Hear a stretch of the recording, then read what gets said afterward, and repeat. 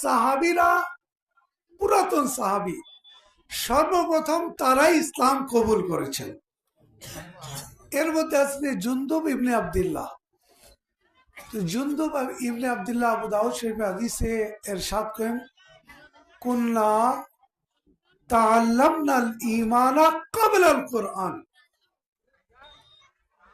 আমরা কোরআনের জ্ঞান অর্জন করার পূর্বে ঈমান সম্পর্কে জ্ঞান অর্জন করলাম। সুম্মা তাআল্লামনাল ঈমান, এরপর আল্লাহর রাসূল আমাদেরকে কোরআনের শিক্ষা দিলেন। ফাআজদাদানাল ঈমান, তখন আমাদের ঈমান আরো মজবুত হয়ে গেল। সুবহানাল্লাহ। এই যে কোরআনে কারীম সর্বশ্রেষ্ঠ গ্রন্থ, কোরআন কিন্তু সবাইকে হিদায়াত দিবে না, এটা আমার কথা না। সূরা বাকারার মধ্যে প্রথমে আলিফ লাম মিম আমরা পড়ি না, কি বলছে? আলিফ লাম মিম যালিকাল কিতাবু লা রাইবা ফি। এরপর আল্লাহ তাআলা বলতেছেন হুদাল লিল মুত্তাকিন। এই কোরআনে কারীম এটা কাকে হিদায়াত দিবে? মুত্তাকি, পরেজগার, দিনদার বান্দাদের জন্য এটা হিদায়াত সমতুল্য। মানুষ হলেই আপনি হিদায়াত পাবেন এরকম নয়, প্রতিটা মানুষ হিদায়াত পাবে এরকম নয়, বরং কোরআন গাইডলাইন হচ্ছে কোরআন তাকেই হিদায়াত দিবে, কোরআন তাকেই আলোর পথে নিয়ে যাবে যে মুত্তাকি এবং পরেজগার। এই জন্য আল্লাহ তাআলা কি বললেন? আলিফ লাম মিম যালিকাল কিতাবু লা রাইবা ফিহি হুদাল লিল মুত্তাকিন। তাহলে কোরআন কাকে হিদায়াত দিবে? মুত্তাকিদেরকে। আপনাদেরকে উদাহরণ দিয়ে আমি একটু বলি, গভীর মনোনিবেশ চাই, অল্প সময়, আধা ঘন্টা আমি থাকবো আপনাদের মাঝে। বলুন তো, কোরআন নবীজির উপর কত বছর নবীজির বয়স ছিল যে হেরা পর্বতের গুহায় কোরআন নাজিল হলো? যখন নবীজির বয়স 40 বছর ছিল, ঠিক না? ঠিক কিনা? সর্বপ্রথম সূরা নাজিল হলো ইকরা বিসমি রাব্বিকাল্লাযী খালাক, ঠিক কিনা? প্রথম আয়াত হযরত জিবরিল আমিন নবীজির কাছে নিয়ে আসলেন কোরআন। কখন? কদরের রজনীতে, যখন নবীজির বয়স 40 বছর ছিল, ঠিক কিনা? আমি কি ভুল বলতেছি? নবীজির উপর কোরআন কখন নাজিল হয়েছে? 40। আচ্ছা বলেন তো, কোরআন যখন নাজিল হয়নি এর পূর্বে কি পৃথিবীতে মুসলমান ছিল না? ইমানদার ছিল না? ছিল কি না? হযরত আবু বকর সিদ্দিক কোরআন নাজিলের অনেক বছর পূর্বে আল্লাহ তাআলা রাসূলের কাছে হাত রেখে ইসলাম কবুল করেছেন। জুনদুব ইবনে আব্দুল্লাহ, অন্যান্য সাহাবায়ে কেরাম, হযরত আব্দুর রহমান ইবনে আউফ, অন্য মক্কি সাহাবী যারা আছেন, কোরআন নাজিলের অনেক পূর্বেই তারা মুসলমান হয়েছিলেন। সুবহানাল্লাহ। তারা হিদায়াতের উপর এসেছিলেন, ঠিক কিনা? তাদের ঈমানের বিষয়ে কি কোনো সন্দেহ আছে? তাহলে কোরআন যখন ছিল না তখনও মুসলমান ছিল। রাসূল সাহাবায়ে কেরামকে ঈমানদার বানিয়েছিলেন। এর অনেক বছর পরে কোরআন নবীজির বয়স যখন 40 বছর হলো, তখন আল্লাহ তাআলা রাসূলে পাকের উপর হেরা পর্বতের গুহায় প্রথম কোরআন নাজিল করলেন। সুবহানাল্লাহ। তাও কোরআন একদিন 40 বছর বয়সে নাজিল হয়নি, অল্প অল্প অল্প অল্প করতে করতে বাকি মদিনার 13 বছর, রাসূলে পাকের ইন্তেকালের আগ পর্যন্ত আরো 13 বছর পরিপূর্ণ কোরআন নাজিল হতে সময় লাগলো, ঠিক কিনা? এরপর কোরআন কমপ্লিট হলো। আমাদের সমাজে অনেকে মনে করে আমি কোরআন পড়লেই আমি হিদায়াত প্রাপ্ত হয়ে গেলাম। এত সহজ না। কোরআন যখন ছিল না, কোরআন মুত্তাকিদেরকে আলোর আরো পথ, তাদের ঈমানকে আরো মজবুত করার জন্য এসে, কারণ আল্লাহ তাআলা আগে বললেন হুদাল লিল মুত্তাকিন, কোরআন নাজিল করেছি আমি মুত্তাকিদের হিদায়াতের জন্য, গাইডলাইনের জন্য। জুনদুব ইবনে আব্দুল্লাহ বলেন কুন্না তাআল্লামনাল ঈমানা ক্বাবলাল কোরআন। কোরআন নাজিলের আগে রাসূল পাক আমাদেরকে ঈমানের শিক্ষা দিলেন। সুম্মা তাআল্লামনাল ঈমানা কোরআনা ফাআজদাদানাল ঈমান। এরপর আমরা কোরআনে কারীমের শিক্ষা অর্জন করলাম, আমাদের ঈমান আরো মজবুত হয়ে গেল। সুবহানাল্লাহ। আপনাকে বলি, কারণ কি, আপনি মুত্তাকি না হয়ে, মুমিন না হয়ে, ঈমানদার না হয়ে যদি কোরআন পড়তে যান, নিজে নিজে বুঝতে যান কোনটা তাওহীদ, কোনটা রিসালত, আল্লাহ তাআলার জন্য আমরা কি বিশ্বাস স্থাপন করব, এই বিষয়গুলো যদি না জেনে কোরআন স্টাডি করেন, তাহলে আপনি পথভ্রষ্ট, গুমরাহ হওয়ার সম্ভাবনা রয়েছে। আর যদি ঈমানদার হয়ে আল্লাহ তাআলার পরিচয় অর্জন করে আপনি যদি এই কোরআন স্টাডি করেন, আপনার ঈমান আরো দিন দিন দিন দিন আরো মজবুত এবং শক্ত হতেই থাকবে। সুবহানাল্লাহ। কাজী সম্মানিত উপস্থিতি, আমরা সৌভাগ্যবান, আল্লাহ তাআলা আমাদেরকে মুসলমানও বানিয়েছেন, ঈমানদারও বানিয়েছেন। এই জন্য কোরআনে কারীম আমাদের উপকারে আসতেছে। সুবহানাল্লাহ। আমরা সৌভাগ্যবান কিনা? না শুধু লটারিতে কিছু অর্জন করলেই আমরা নিজেকে সৌভাগ্যবান মনে করি, ঠিক না? অনেকে বলে আমার কপাল, লটারি তো এমনি হারাম, টিকিট কেটেছে, যদি কিছু না পায় তখন বলে আমার কপাল খুবই খারাপ, আমি কিছুই পাই না। নাউযুবিল্লাহি মিন যালিক। আমরা মুসলমানরা বলি আমাদের ভাগ্য সুপ্রশস্ত, আল্লাহ তাআলা আমাদেরকে ঈমানের মতো সব চাইতে বড় সম্পদ দান করেছেন। সুবহানাল্লাহ। আমরা ঈমানদার হয়ে খুশি কিনা? আমরা মুসলমান হয়ে খুশি কিনা? আমরা খুশি। এর চাইতে বড় সম্পদ আর কোনো কিছু হতে পারে না। এজন্য আমার ভাই, মুমিন হওয়ার, ঈমানদার হওয়ার সব চাইতে বড় পুরস্কার কি? মুসলমান হওয়ার সব চাইতে বড় পুরস্কার হচ্ছে আল্লাহ তাআলা আপনাকে চিরস্থায়ীভাবে জাহান্নামের আগুন থেকে পরিত্রাণ ও মুক্তি দান করবেন। আমরা মুসলমান গুনাহ করি, পাপ করি, কিন্তু অনেকে নামাজ কাজা করে, অনেকে জুলুম অত্যাচার করতেছে, সুদ ও ঘুষের সাথে মগ্ন, কিন্তু যত অপরাধ করুক না কেন সে তার অপরাধ অনুযায়ী আল্লাহ তাআলা তাকে শাস্তি দিবেন। কি দিবেন? আবার ইচ্ছা করলে শাস্তি নাও দিতে পারেন, কারণ আল্লাহ তাআলা বলতেছেন নিশ্চয়ই ইন্নাল্লাহ লা ইয়াগফিরু আন ইউশরাকা বিহি, আল্লাহ তাআলা শিরকে কখনো মাফ করবেন না। ওয়া ইয়াগফিরু মা দুনা যালিকা লিমান ইয়াশা, তবে শিরক ছাড়া অন্য যেই গুনাহ আছে, নামাজ কাজা করেছে, মিথ্যা বলেছে, গীবত চুগলি করেছে, অন্যায় অত্যাচার করেছে, এগুলোর শাস্তি আল্লাহ দিতেও পারেন, আবার ক্ষমাও করে দিতে পারেন।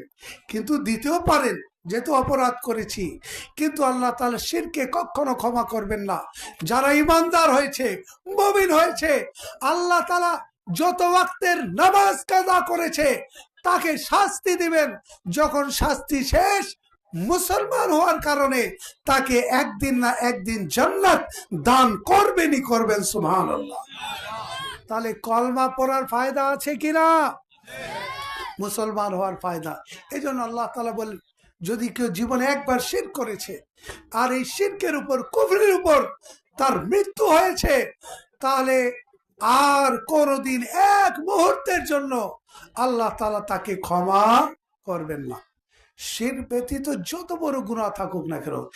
এভাবে গজ্জালি বলেন তার মুকাশাফাতুল কুলুব গ্রন্থে, হযরত মূসা আলাইহিস সালাম আল্লাহ তাআলা রাসূল ছিলেন, আল্লাহ তাআলার কাছে দোয়া করলেন, মাওলা তুমি আমাকে আমার উম্মতের মধ্যে সব চাইতে বেশি নেকি অর্জনকারী কে, একে একটু আমাকে চিনায় দাও, এর পরিচয় একটু আমাকে দিয়ে দাও। মূসা আলাইহিস সালাম বললেন, একটু মনোযোগ চাই। মূসা আলাইহিস সালাম বললেন, আল্লাহ তাআলা মূসা আলাইহিস সালামকে বলে, মূসা তোমার সম্প্রদায়ের মধ্যে সবচেয়ে নেকিওয়ালা ব্যক্তি, মুত্তাকি পরেজগারকে যদি দেখতে চাও, তাহলে ওই জঙ্গলের পাশে ওই টিলার উপর গিয়ে বসো। ফজরের পরপরই সূর্য উদয়ের সাথে সাথে যেই ব্যক্তি এই রাস্তা দিয়ে সর্বপ্রথম প্রবেশ করবে, তুমি চেনে নেবে এই ব্যক্তি তোমার উম্মতের মধ্যে সবচাইতে মুত্তাকি পরেজগার। মূসা আলাইহিস সালাম সাত সকালে গেলেন, আচ্ছা একটু পরে, সাত সকালে গেলেন, জঙ্গলের পাশে উঁচু টিলায় অপেক্ষা করছেন, সূর্য উদয় হলো। এদিক থেকে কে যায়? এটা আমার সম্প্রদায়ের, আমার কওমের মধ্যে, জাতির মধ্যে সবচাইতে মুত্তাকি পরেজগার ব্যক্তি। মূসা আলাইহিস সালাম অপেক্ষায় আছেন। দেখতে দেখতে সূর্য উদয় হলো। মূসা আলাইহিস সালাম দেখলেন একজন ব্যক্তি একজন কচি বাচ্চার হাত ধরে ওই রাস্তা দিয়ে গমন করতেছে। মূসা আলাইহিস সালাম গভীর মনোনিবেশ নিয়ে তার দিকে তাকালেন, ওই ব্যক্তিকে চিনে রাখলেন এবং বুঝলেন, ও এই ব্যক্তি আমার উম্মতের মধ্যে সবচাইতে নেক মুত্তাকি পরেজগার। চিনে নিলেন, ওই ব্যক্তি চলে গেল। মূসা আলাইহিস সালাম আবার সিজদায় পড়ে গেলেন, আল্লাহ তাআলার কাছে মোনাজাত করলেন, মাওলা আমি তোমার কাছে দোয়া করলাম, আমার সম্প্রদায়ের মধ্যে, কওমের মধ্যে, উম্মতের মধ্যে সবচাইতে মুত্তাকি পরেজগার ব্যক্তি চিনিয়ে দাও। তুমি আমাকে চিনিয়ে দিলে, এখন আমি তোমার দরবারে মোনাজাত করতেছি, আমার সম্প্রদায়ের মধ্যে সবচাইতে গুনাহগার ও পাপী ব্যক্তিকে তুমি আমাকে চিনিয়ে দাও। সময় উপস্থিতি, প্রথম শব্দ ছিল গুনাহগার পাপীকে। মূসা আলাইহিস সালামকে চিনাই দেওয়া হলো, সূর্য উদয়ের পর যে যাবে সে গুনাহগার পাপী।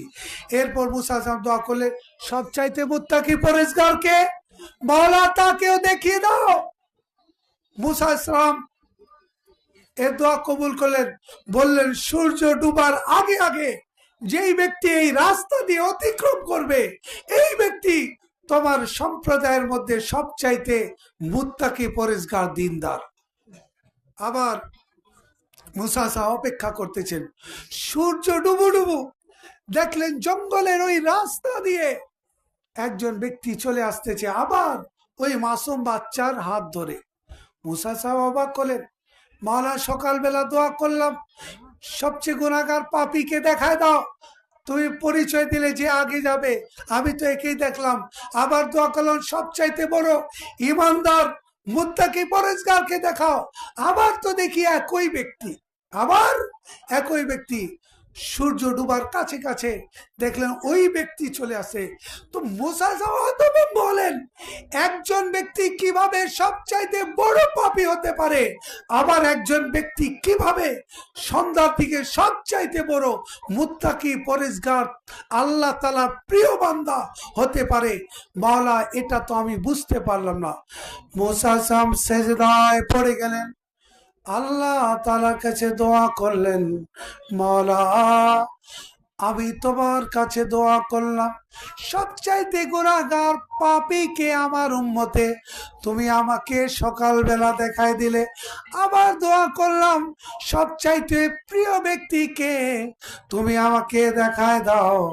আবার একই ব্যক্তিকে দেখলাম। আমি তো বুঝতে পারতেছি না একই ব্যক্তি কিভাবে ঘৃণিত হতে পারে, পাপীও হয়েছিল, আবার ইমানদার সবচাইতে প্রিয় তোমার। বলা আমি বুঝতে পারতেছি না। আল্লাহ তাআলা মুসা সামের উপর ইলহাম করলে, মুসা তাহলে শোনো, তুমি অবাক হচ্ছ, একজন ব্যক্তি কিভাবে সকালবেলা সবচাইতে নিকৃষ্ট ছিল, পাপী ছিল, গুনাহগার ছিল, আর সন্ধ্যার দিকে সে কিভাবে এত প্রিয় হলো। তাহলে শোনো, এই ব্যক্তি যখন জঙ্গলের রাস্তা দিয়ে অতিক্রম করতেছিল, এই দিক দিয়ে যাচ্ছিল, মাসুম বাচ্চা একটা পুকুর দেখে হতভম্ব হলো। বাবা, এত বড় পুকুর, এটা কে সৃষ্টি করেছে? তখন বাবা বলল, এটা আমার আল্লাহ সৃষ্টি করেছেন। তখন ছোট বাচ্চা হঠাৎ তার মাথায়, বাবা, এই পুকুরের চেয়ে বড় আরো কিছু আছে নাকি? তখন তার বাবা বলল, হ্যাঁ, এই পুকুরের চেয়ে বড় হচ্ছে নদী, সামনে চলো, তুমি নদী দেখতে পাবে। এখন নদী যখন দেখলো, মাসুম বাচ্চা, ছোট বাচ্চা, বিশাল নদী দেখে হতভম্ব। বাবা, এত বিশাল নদী কে সৃষ্টি করেছে? বাবা উত্তর দে, এটা আমার আল্লাহ সৃষ্টি করেছেন। ছোট বাচ্চা আবার প্রশ্ন ছুড়ে দেয় বাবাকে, বাবা, এই নদীর চেয়ে বড় আরো কি কোনো সৃষ্টি আছে নাকি? বাবা বলে, হ্যাঁ, এর চেয়ে বড় হচ্ছে সমুদ্র, আরো চলো, সামনে তুমি নীল নদী, সমুদ্র দেখতে পাবে। বাচ্চা যখন নীল নদী, বিশাল এই সমুদ্র নদী দেখলো, হতভম্ব। বাবা, এই বিশাল নদী, বিশাল সমুদ্র, এর চেয়ে বড় আর কোন সৃষ্টি আছে নাকি?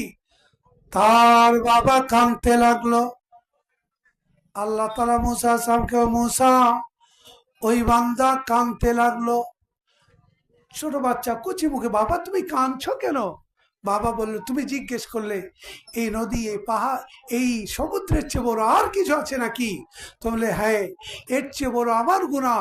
আমি জীবনে এত গুনাহ করেছি, এত গুনাহ করেছি, এত অপরাধ করেছি, আমার গুনাহ এই সমুদ্রের চাইতেও বেশি। এজন্য আমি আমার গুনাহকে স্মরণ করে ক্রন্দন করতেছি।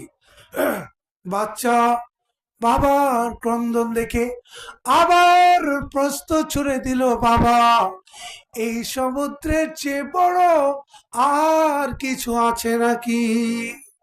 বাবা বলে, হাসতে লাগলো। ক্রন্দন চক্ষু অশ্রু মুছে হাসা শুরু করলো। বলো, হ্যাঁ, এর চেয়েও বড় হচ্ছে আমার রব্বে কায়নাত, আমার রব সুবহানাহু ওয়া তাআলা, আল্লাহ তাআলার দয়া আমার পাপের চেয়েও অনেক বড়। তার মুখে হাসি চলে আসলো। আল্লাহ তাআলা বলেন, মুসা, এই ব্যক্তি তার সমুদ্র সমপরিমাণ গুনাহের কারণে ক্রন্দন করতেছিল, কিন্তু যখন আমার দয়ার কথা আসলো, সে হেসে দিল। তার সন্তানকে বলল, হ্যাঁ, আমার গুনাহের চেয়েও বড় আল্লাহ তাআলার দয়া রয়েছে। আল্লাহ যদি চান, আমার এই সমুদ্র সমতুল্য গুনাহগুলোকে ক্ষমা করে দিতে পারে। আল্লাহ তাআলা, মুসা, যে ব্যক্তি আমার দয়ার প্রতি এত আশা রাখে, এত ভরসা রাখে, আমি কিভাবে তাকে আমার থেকে দূরে রাখি, কিভাবে তাকে আমি অপছন্দ করব, কিভাবে আমি ঘৃণা করব? সকালবেলা এই পথ থেকে দিয়ে যাওয়ার সময়ে সে আমার কাছে সব চাইতে নিকৃষ্ট ছিল, কিন্তু যখন সে আমার দয়ার প্রতি এত আশা রাখলো, আমি তার এই আমাল দেখে আমি তাকে ক্ষমা করে দিলাম। এখন এই ব্যক্তি আমার কাছে সব চাইতে বেশি প্রিয়। সুবহানাল্লাহ, সব চাইতে বেশি প্রিয়। এই জন্য সকালবেলা তুমি দোয়া করলে, আপনি যদি এত ডিস্টার্ব দেন, আমি বলছি শেষ করেন। কেন শেষ করব? প্রধান বক্তা আসবে, শেষ প্রধান হবে। বক্তার আগে আরো আমাদের আরো মেহমান আসছে। তাদেরকে দেন নাকি? এত ডিস্টার্ব কেন করবেন? আপনি সংযুক্ত করেন। এভাবে অনেক আগে বলছি যে আপনি শেষ এত ডিস্টার্ব আমাদেরকে ডাকছেন কেন? আপনি ডাক্তার, আপনি তো আমাদেরকে ডাকছেন কেন? 10টার সময়। আমরা যেই সময় আমাদের 11টা 12টা যাবে, আপনি সবাইকে ডিস্টার্ব দেন। আপনি সবাইকে ডিস্টার্ব দিচ্ছেন। কি বললাম আমি? এত আমি উনাকে এর আগে বলছি যে দাঁড়ান, করেন। আপনি অতিরিক্ত বলতেছেন। আপনার কি সমস্যা? আপনার কি সমস্যা? আমাদের আপনি চলে যান, আপনাকে পরিচালনা করতে হবে। যান, শেষ করেন। যে কোনো সময়। আপনি 1 মিনিট, যেখানে একদিন যাও